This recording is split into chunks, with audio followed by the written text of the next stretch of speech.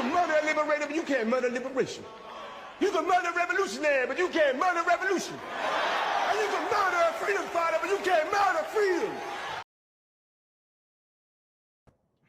Hello, everyone, and welcome to the Art of Political Discourse. Let's get right to it. We all see what's going on in the world. The Trump administration, as well as the Netanyahu administration of the Zionist regime, Israel, have waged war against Iran. Okay. Much of what they say the reason for the attack is for, it changes daily. All right. It's from not having nuclear weapons to well, they were treating their people bad. And on that last note, I mean, come on, for real. That's the last excuse for going to war that the United States government wants to use, or even the Netanyahu administration wants to use, about somebody being evil or what they're doing to other people. That they should be the last ones to do that. That's like the pot calling the kettle black. All right. The history of both of these nations is long in atrocities and destruction of other nations and people that, you know, it can fill up one history book by itself. You know, each one has its own history book of issues or things they've done to other people and countries, especially when it comes to colonizing and things of that nature. And neither one of them has the moral authority to say anything about what Iran is or what it has done. All three can be rightfully so labeled as terrorists, allegedly. Okay. That being said, I want to include this clip. This clip is courtesy of the amazing Lucas. All right. Before we do that, I'd like to ask that you like, share, follow, comment, and subscribe to the Art of Political Discourse. Your participation and viewership in this channel would enable us to continue to bring you more informative and educational content. So thank you for that. All right. That being said, let's get to this, because I think this is very insightful. And as we go along, you know, once it's all said and done, please go in the comments and give your opinion in terms of what I'll be saying, my opinion in terms of this, as well as what Lucas is saying in terms of this whole thing with this war and the draft. And that is the case. You know, the draft will be something we will see take place if Trump is stupid enough to want to put boots on the ground in Iran. You know, it's already in a lot of people's, especially those experts and analysts of what's going on over there, opinion that it's a meat grinder situation. The Netanyahu administration is getting hammered. They have X amount of demised or deceased individuals, as well as United States military. They're just not telling us that, right? They're going to go out of their way, and we're talking about mainly the Trump administration as well as the Netanyahu administration. They'll go out of their way to show you what they're doing in terms of damage to Iran, but they will hold anyone's feet to the fire if they show anything remotely negative in terms of how Iran is dealing with both of these administrations in a bad light. Iran putting in work on both of these nations. They will keep that from the American public and from the Israeli public, because it is an image they're trying to keep. The only thing they want to allow, that they will allow to continue to get out there and flood the mainstream media, is the propaganda of what they are doing to Iran and all the work they're putting in. But as far as them getting hammered, which is a fact, they will not allow that into America's mainstream media. That's something we're going to have to get on our own from independent sources, which is what I've been doing to some extent. That being said, let's drop this clip. This is what I have for you guys. Here, look at this. Something to behold. And again, this clip is courtesy of the amazing Lucas. We're talking draft now? Oh, my goodness. So I just want to ask everyone, how's that per capita working out? Hey, Charlie, how's that per capita working out for you? And you say he's looking down, Charlie Kirk, you know, he's no longer with us, you know, so, you know. You not very well. I'm just curious, for all the ignorants out there, for all the racists out there, Who has per capita gotten your grandfather yeeted? Oh. Who has per capita put your great-great-grandfather 6 feet under? Who has per capita, I don't know, taken your tax dollars and just squandered it? Who has per capita got you in unemployment? Who has per capita denied you a loan? I don't know. The list can go on, bro. Yeah, and just speaking of this, so unemployment has affected the Black community more than any other community, and for whatever reason, that's always an occurrence that happens anytime something dramatic like war takes place in this country. Blacks are the first to feel the brunt of that. Actually, it happened before this started, but you asked me, I'll tell you, this is all by design.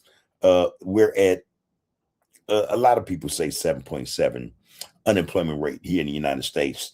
And I'm saying it's over 8%. All right. But I digress. Let's get back to this. There's a lot to be said.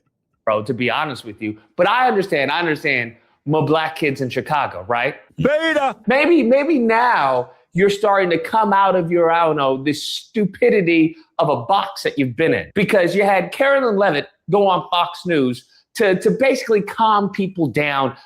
Caroline Levitt is the White House press secretary. She's basically Trump's or Netanyahu's mouthpiece, propaganda piece. The propaganda starts with her first. You know what I mean? So she's always propped in front of the media to tell some lie about what's going on in the American government, in American society, or in the world, whereas America has its fingerprint or footprint on something they should not have any involvement in. So that's who that's who Ms. Levitt is.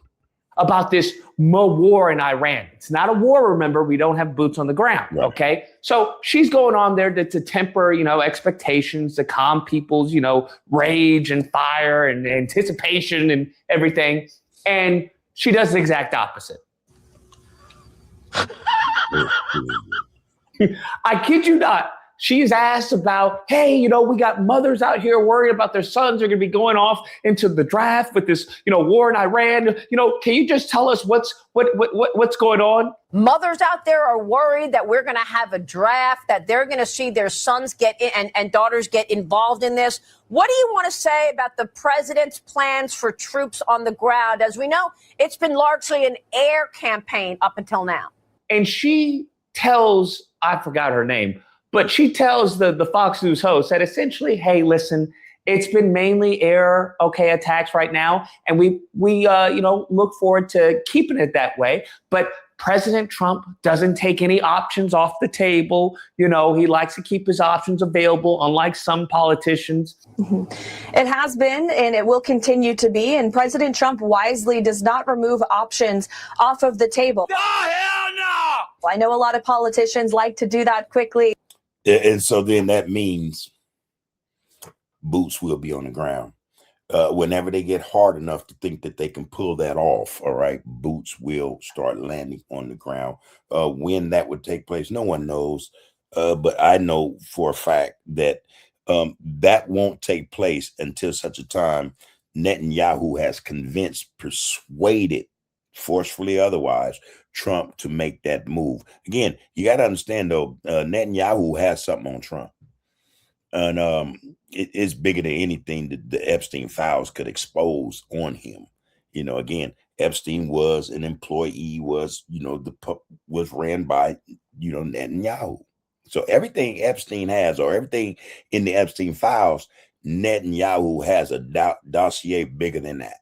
Trust. All right. So this is probably how we ended up in this situation, or how America has ended up in this situation. Something Netanyahu has on Trump and many others.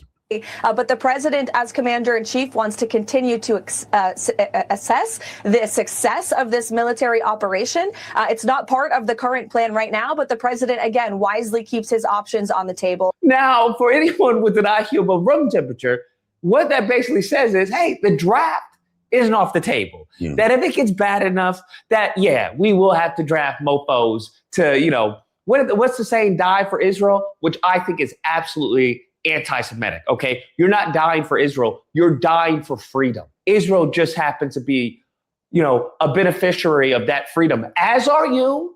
As are you. Now, what another thing we have to take consideration about that dying for Israel scenario or comment. So what you have in Europe, Russia and Ukraine, for instance, Ukraine can't beat Russia. Come on, for real. But they continue to try to beat Russia. That's like America trying to beat Iran. They cannot beat Iran. There's only one way they can beat Iran. Most of us know this. Drop that bomb. All right. That will be their only way to defeat them. However, that's not going to stop them from initiating a draft when it becomes necessary, because it will, and dropping American soldiers, the blood, the future, the treasure of this country, into this meat grinder that will be Iran. This is what's happening in Ukraine. It's a meat grinder. They can't beat them, so they go and snatch people up. They initiate this draft, and they get these people, man, and they just drop them in the war. Same thing's going to happen here. Okay, no anti-Semitism here. Freaking disgusting. What? That being said, I find that hilarious because I would argue that there's a good percentage of the boomer population that would go, see, she didn't say anything about the draft. You see, there's no draft. This is liberal propaganda that wants to fearmonger you about a war that's not really a war. I would guarantee that's how many of them took it, where the rest of us were like, she didn't say no because she wants to keep her options open on the table. I'm in Miami. You see this hat? Free Cuba. Stay tuned. Yep. The liberation of Cuba is upon us. What? It's just a matter of time now. You see this hat? Make Iran great. President Trump said the only way to make Iran great is for the people to take over. We're marching through the world. We're cleaning out the bad guys. We're going to have relationships with new people that will make us prosperous.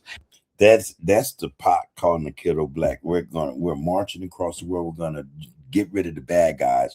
There's nobody in this world who is a greater bad guy, who is a greater bad guy than the Trump administration or the Netanyahu administration. In fact, you could say the American government as well as the Israeli government, historically,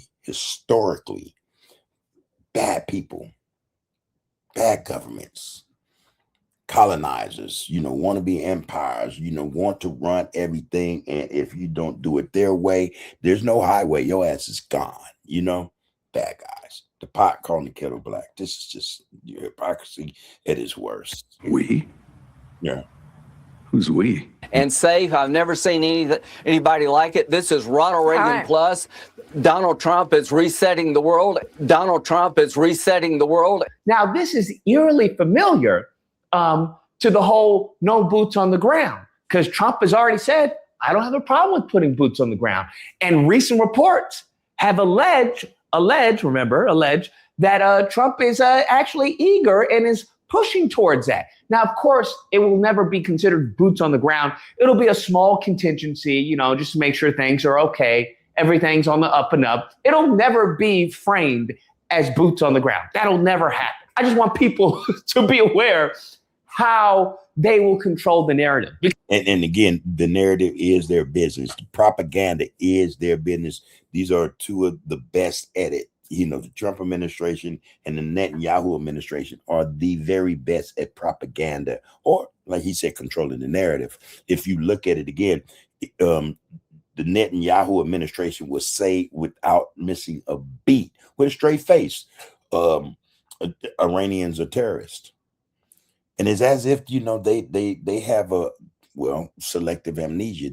Whatever's going on Gaza does not have anything to do in terms of them expressing or explaining who a terrorist is.